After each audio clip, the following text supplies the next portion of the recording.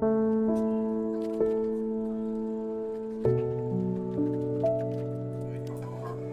Mr. Cooper, the purpose of this letter is to state my opinion, based on years of study of the available classified evidence, that more probably than not, J. Robert Oppenheimer is an agent of the Soviet Union. 2. More probably than not, he has since been functioning as an espionage agent. Dr. Hill, would you care to make a statement?